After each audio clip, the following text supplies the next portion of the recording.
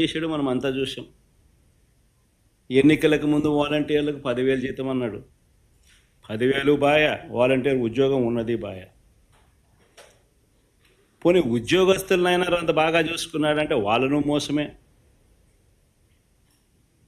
ప్రభుత్వం వచ్చిన వెంటనే ఆయన మేనిఫెస్టో ఒకసారి చూస్తే ఆయన మేనిఫెస్టో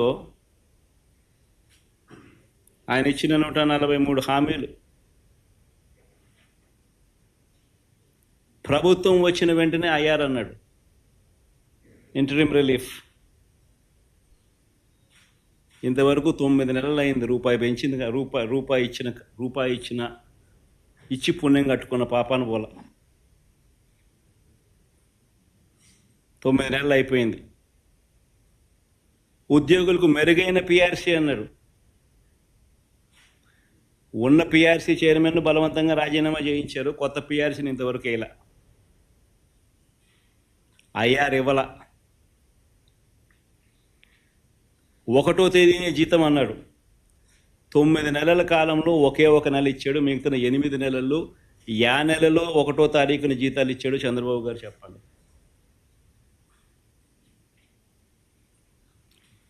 3 డిఏలు పెండింగ్, ట్రావెల్ అలవెన్సులు pending, surrender leave pending, medical reimbursement అన్నీ పెండింగ్. చివరికి ఉద్యోగస్తులకు సంబంధించిన జిఎల్ఐలు, జీపీఎఫ్లు కూడా తాను వాడేసుకుంటా ఉన్నాడు.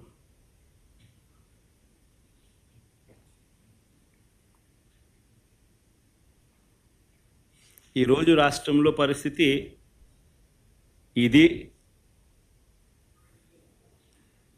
విధ్వంసం, ఆర్థిక విధ్వంసం అంటే ఇది. మరోవైపున ఆంధ్ర రాష్ట్రాన్ని సుస్థిర రాష్ట్రంగా మార్చేందుకు, ఆంధ్ర రాష్ట్రం పొటెన్షియల్ను పెంచేందుకు ఒక విజన్తో రాష్ట్రానికి తన సొంత వనరులు పెరిగేలా శాశ్వత ప్రాతిపదికన రాష్ట్రం మెరుగ్గా ఉండేందుకు పోర్ట్ బేస్డ్ ఇండస్ట్రియలైజేషన్ తీసుకొచ్చే క్రమంలో భాగంగా ఆంధ్ర రాష్ట్రం ఎప్పుడూ చూడని విధంగా మా హయాంలో, అంటే వైఎస్ఆర్సీపీ హయాంలో ఏకంగా 4 పోర్ట్లను కట్టడం మా హయాంలో జరిగింది. Mulapeta port, Machilipatnam port, Ramayapatnam port, ఈ 3 గవర్నమెంట్ రంగంలో కట్టడం మొదలుపెట్టాం. ఇందులో దాదాపుగా రామాయపట్నం పోర్టు అయితే దాదాపుగా 75-80% దాదాపుగా అయిపోయిన పోర్టు ఇప్పటికే. అప్పట్లోనే నాతోనే ఎలక్షన్ కోడ్ రాకపోయిందంటే మొదటి షిప్పును కూడా రామాయపట్నం పోర్టులోకి తీసుకొచ్చేవాళ్ళు. మూలపేట, మచిలీపట్నం దగ్గర కడతా ఉన్న పోర్టులు కూడా చాలా వేగంగా జరుగుతూ ఉన్నాయి.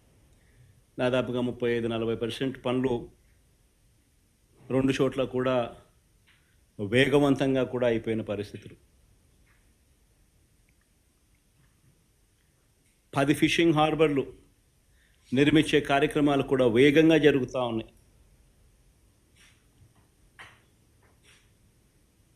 అందులో 1-2 నా హయాం మన హయాంలోనే ప్రారంభోత్సవం కూడా చేసాం. ఇంకొకటి మన హయాంలో పూర్తయింది. ఎలక్షన్ కోడ్ వల్ల మనం చేయలేకపోయినాం. మొన్న ఏదో వీడియో కాన్ఫరెన్సింగ్ ద్వారా మొన్న ఏదో మోడీ గారితో ఏదో ఓపెనింగ్ చేయడం కూడా జరిగింది. భవిష్యత్తులో వీటి విలువ కొన్ని లక్షల కోట్లు. నాగార్జున సాగర్ లాంటి ప్రాజెక్టు, శ్రీశైలం లాంటి ప్రాజెక్టులు ఈరోజు కట్టాలంటే సాధ్యమయ్యే పని కూడా కష్టమే. అన్నన్ని వేల కోట్ల రూపాయలు, లక్షల కోట్ల రూపాయలు ఒక్కొక్క ప్రాజెక్ట్ ఖర్చు అవుతుంది. పోలవరం మన కళ్ళ ముందనే చూస్తూ ఉన్నాం, ఎన్ని వేల కోట్ల రూపాయలు అవుతా ఉందో. సిమిలర్లీ గవర్నమెంట్ రంగంలో నిర్మిస్తూ ఉన్న ఈ పోర్టులు, ఈ ఆస్తుల కల్పన, ఇవన్నీ కూడా అంతే. రాబోయే తరాలకు రాష్ట్రంలో సొంత రాబడి పెరగాలి అని అంటే ఇటువంటి ఆస్తులు రాష్ట్ర ప్రభుత్వం చేతిలో ఉంటే రాష్ట్రానికి సంబంధించిన సొంతం వనరులు పెరిగే పరిస్థితి. ఇలాంటివి స్కాములు చేస్తూ అమ్మకానికి పెట్టారు.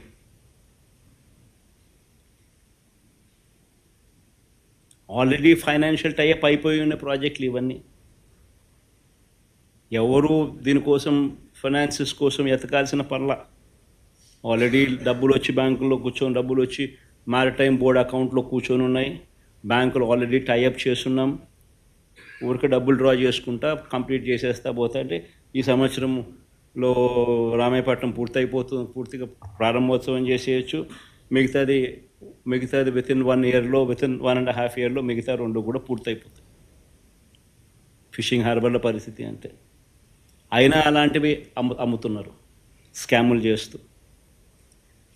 17 మెడికల్ కాలేజీలు మేము కట్టడం మొదలుపెట్టాం. మన రాష్ట్రానికి ఉన్న biggest problem is tertiary care. ఈ టెరిషరీ కేర్ అన్నది మన రాష్ట్రం హైదరాబాదు, బెంగళూరు, చెన్నై వంటి రాష్ట్రాలు, పెద్ద పెద్ద నగరాలు మనకు లేనందువలన టెరిషరీ కేరు మన ప్రజలకు జిల్లా హెడ్ క్వార్టర్స్లో అందుబాటులోకి తీసుకొని రావడం కష్టం. ప్లస్ హైదరాబాదు, బెంగళూరు, చెన్నై వంటి నగరాలు మనకు లేనందువలన ప్రైవేట్ పెట్టుబడులు ఉత్సాహంగా వచ్చి పెట్టే పరిస్థితి కూడా కష్టం. సో పేదవాడికి ఎక్కడైనా మల్టీ స్పెషాలిటీ హాస్పిటల్స్ అందుబాటులోకి రావాలి అని అంటే గవర్నమెంట్ పూసుకొని పేదవాడు ఇబ్బంది పడకూడదు అన్న ఆరాటంతో, ఎందుకనంటే ఉట్టి హాస్పిటల్ వైబిలిటీ రాదు. హాస్పిటల్కు teaching, if it is made as a teaching hospital, medical కాలేజ్తో ఆ హాస్పిటల్ అనుసంధానం అయితే పీజీ సీట్స్ వస్తాయి, పోస్ట్ గ్రాడ్యుయేట్ చిల్డ్రన్ అందుబాటులోకి వస్తారు, డాక్టర్లు చదువుతూ ఉన్న వాళ్ళు అందుబాటులోకి వస్తారు, నర్సులు చదువుతూ ఉన్న వాళ్ళు అందుబాటులోకి వస్తారు, వాళ్ళందరూ అక్కడ ఇంటర్న్షిప్ చేస్తారు, హాస్పిటల్ ఖర్చులు తగ్గుతాయి, సూపర్ స్పెషాలిటీ హాస్పిటల్స్కి సంబంధించిన ప్రొఫెసర్లు అందుబాటులో ఉంటారు.